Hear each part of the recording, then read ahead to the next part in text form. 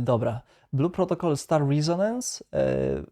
Wrażenia po 30 godzinach. To Blue Protocol Obczajmy. Star Chyba jedyny filmik, który nie jest sponsorowany na tym YouTubie. Resonance for more than 30 plus hours now, reaching the maximum level possible, completing the story, and testing out how the game actually plays. So we wanted to give you our honest impressions. You see, this game's an odd one. It's not exactly what longtime fans of the old version of Blue Protocol might be expecting, but at the same time, it's actually shaping up to be something really fun as an anime-inspired MMORPG with some surprisingly fun systems and things in there.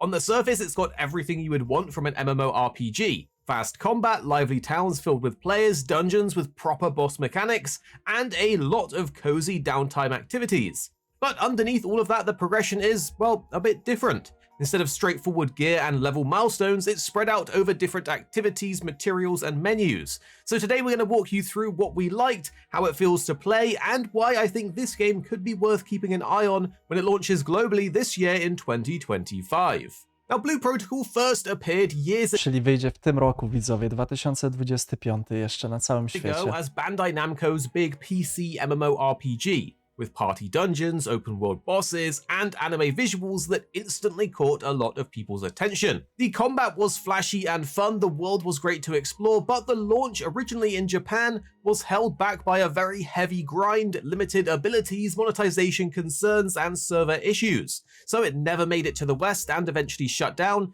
leaving a lot of us being disappointed. Okay. But now it's back as Star Resonance, essentially a whole new game built by Shanghai Bakura Network technology. It keeps the gorgeous anime style and MMO framework, but progression is reworked into a system a bit closer to Honkai titles. So you still have guilds, dungeons, life skills. A Honkai? Jakie ma... Czekaj, Honkai...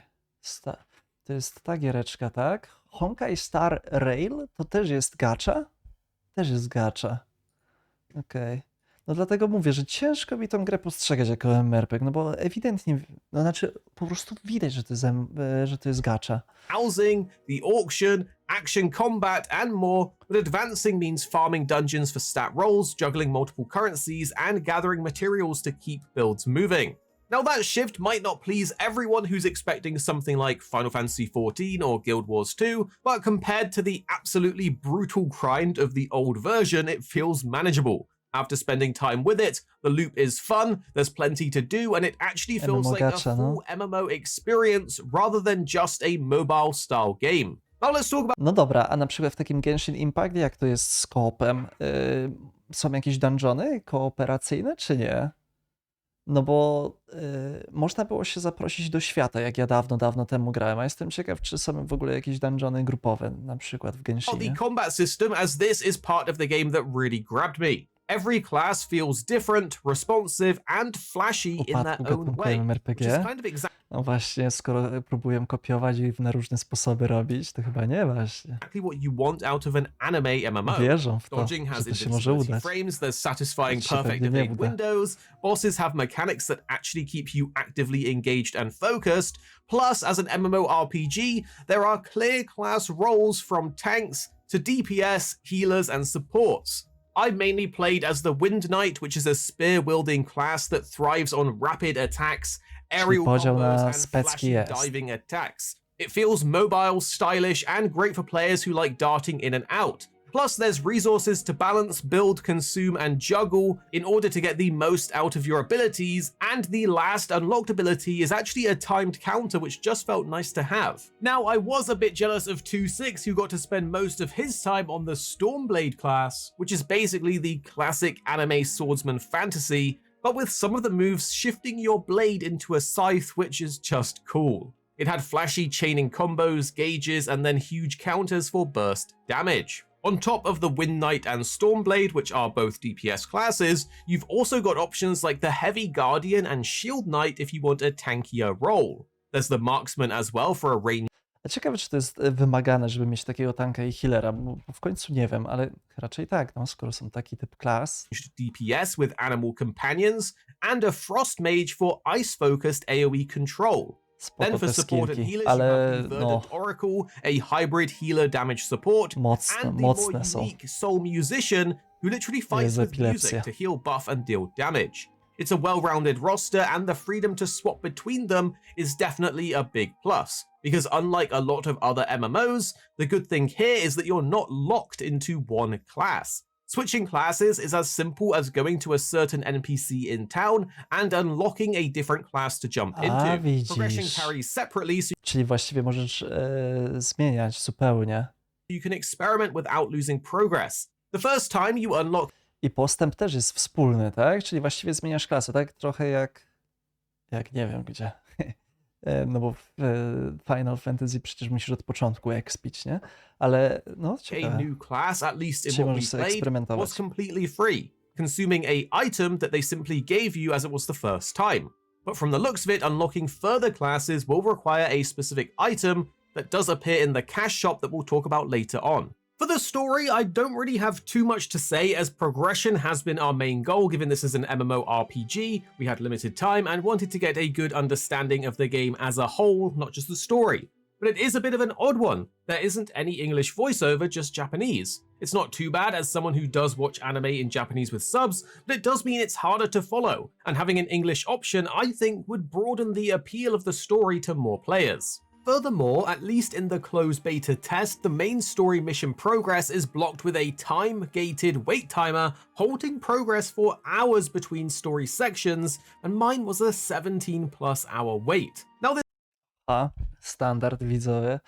Znowu, ja do tej pory nie wiem, czy ten time-gated content to jest dlatego, żeby te spocuchy za szybko gry nie przeszły i się nią nie znudzili, czy żeby casuale mieli iluzję tego, że w jakiś sposób nie zostają za bardzo w tyle i mogli wciąż pograć. Bo w teorii, czysto w teorii, to raczej powinno im zależeć na casualach, więc można by bo casuali jest po prostu więcej.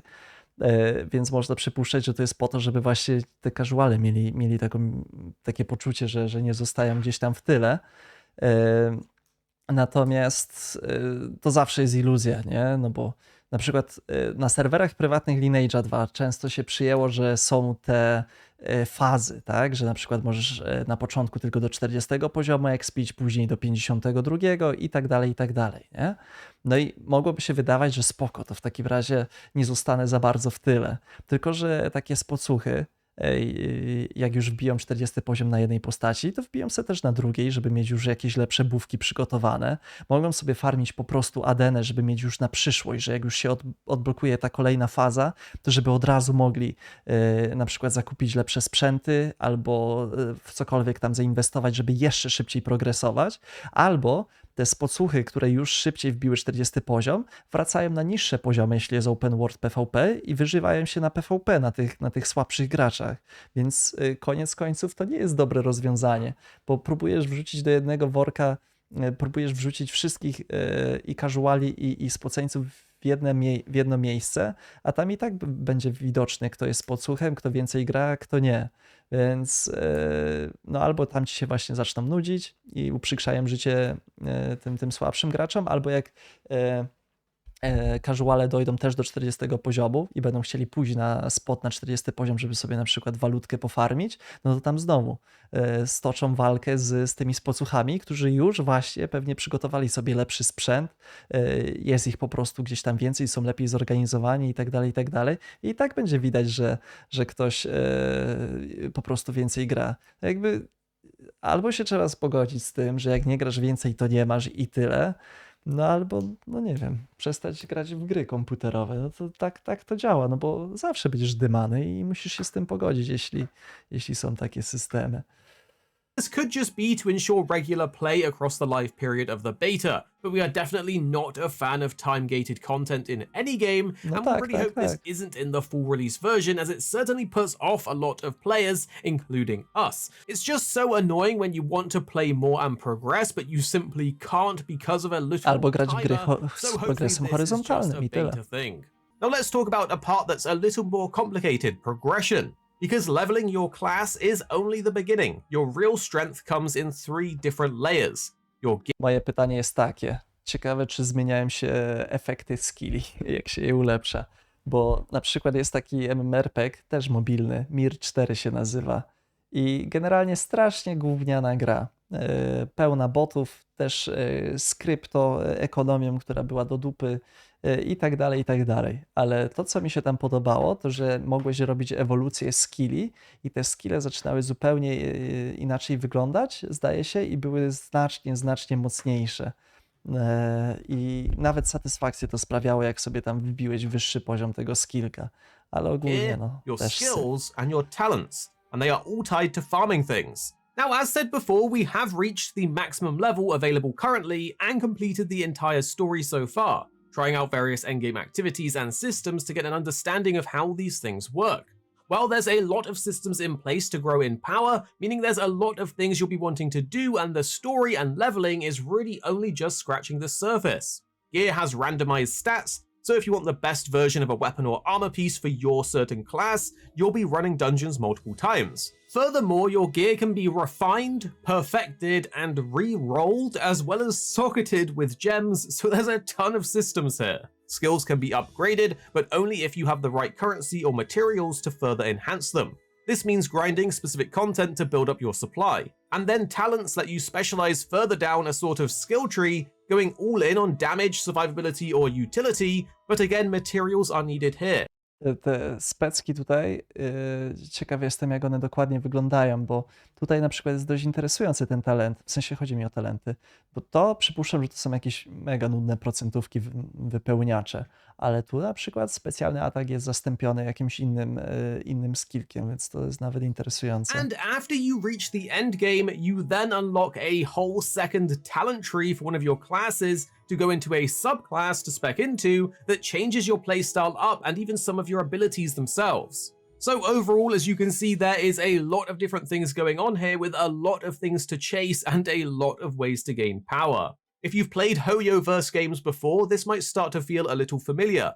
On one hand, it gives you a reason to keep playing and getting stronger. On the other, it can feel like your progress is gated behind RNG and grinding, but honestly, Ale to Honkai, na przykład Star Rail, skoro to jest jedna z ich gier, wydaje się, że była całkiem popularna przez jakiś czas. Teraz już od jakiegoś czasu o niej nie słyszałem, bo pewnie jej miejsce zostało zajęte przez kolejne tego typu produkcje, które wyszły, więc domyślam się, że tutaj też może ta gra znaleźć jakichś swoich fanów, nie? that's kind of how MMORPGs have fundamentally been structured in one way or another. You have to repeat farm things to get what you want. I think it will be the most divisive part of Star Resonance, but don't get it wrong, it's still very fun to play, the actual gameplay is good, and so the grind isn't too bad, at least from our experience so far. There's a lot of things to do, including side activities, and at least in the test we played, there wasn't really any performance issues or server issues, but on the server side, we'll have to wait and see when things go fully live with thousands of players flooding in. Outside of the combat, I was really impressed by how alive the world did feel. Out in the open world, you can stumble Dalej across random uważam, że events, bardzo ładny jest world ten bosses, świat, no. elite enemies, powers to Ładnie to unlock, wygląda. gathering nodes to crack, and more. Traversal is also surprisingly fun. You're not always just running, it's not a walking simulator, you can ride wind currents to glide, wall climb or chain jumps together to reach hidden spots, and some collectibles or even side quests are tucked away in places where you need to master these movement systems to get there.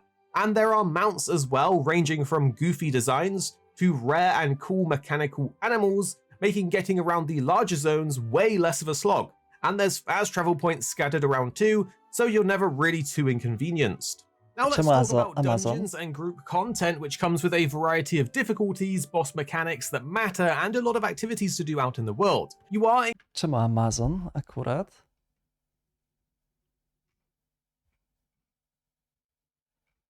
To jest Blue Protocol, tylko że wydaje mi się, że wydawca jest inny już teraz. Przy Star Resonance. Czemu Amazon? Nie widziałem nigdzie loga Amazonu, tam jest taka firma na A+, no i Bandai Namco, nie? I oni chyba są wydawcą na cały świat. Ciul wie. No, słyszałem Zielonski, ale no, co się zaczyna? To jakby raczej... Kurczę, no... Zielonski, no nie wiem, to ktoś by się musiał MMORPG-ami interesować od zeszłego czwartku. encouraged to coordinate with your group or other players in general. There's matchmaking for dungeons, and even the world bosses or elite monster hunt targets are strong and benefit from having a party of players. We tried these different Kiedyś activities może, and had a Aszniko, blast, przy pierwszym especially when protokolu, mechanics a like nie przy ground Star AoEs, Resonance. unique boss mechanics, or stage changes ramped things up. The game also promises larger scale content like 20-player raids, which we didn't get to test personally, but I think that's where some of the long-term appeal will lie, especially with how cool some of those bosses look. It's not all fighting and grinding though, as life skills play a huge role here too. And they're more than just filler. There's fishing, cooking, crafting, mining, and more, and it all ties back into progression in some form. You actually need materials for upgrading things, unlocking housing features, and even certain quests. And speaking of housing, you can unlock your own private island, which you can fully customize and decorate and farm on. It's the perfect way to relax in downtime, giving you more things to do outside of character levels and progression. Pełna I think kustomizacja cozy też. game fans especially will go mad for this. Now, because it is an MMO, social play is going to be a big deal. Guilds in some games I've found to be the bare minimum, essentially a list of player names, but in this they actually matter. You get your own guild hub that you can upgrade and personalize over time, and there's group challenges tied to guild progression, plus the A to spoko jest, że od razu na wstępie masz jakąś gildyjkę, wspólnego rodzaju wyzwania i jeszcze możesz gdzieś tam sobie rozwijać jakiś dodatkowy system. to display guild photos and make the space feel like a real community. Even outside of guilds, the game encourages social interactions, whether it's dancing in hubs during events, teaming up for activities or dungeons, or just chatting while you're doing some fishing and other life skills. The cash shop is still subject to change, of course, as we played on a test server, but here's what we saw in there. Most of it is cosmetics, with wardrobe skins and outfits that range from fairly plain to some genuinely cool or cute designs. Honestly, I pretty much preferred my regular armor piece look, so it really comes down to personal taste. There's also a gacha system for cosmetic and mounts, one example being a summer outfit set and even a giant fish mount. Ja od razu powiem, że nie wierzę, żeby tu nie było pay to wina. W gierce free to play same skiny nie ma szans, widzowie. No nie wiem, to znowu, jeśli tak by się wydarzyło, to znaczy, że mamy jakieś fundamentalne zmiany w całym biznesie chyba MMORPG-owym. To jest po prostu nierealne, nie? Jak ktoś się zastanawia, czy będzie coś pay to winowego. So while you probably can earn rare ones in-game through playing, the shop feels like a bit of a shortcut there.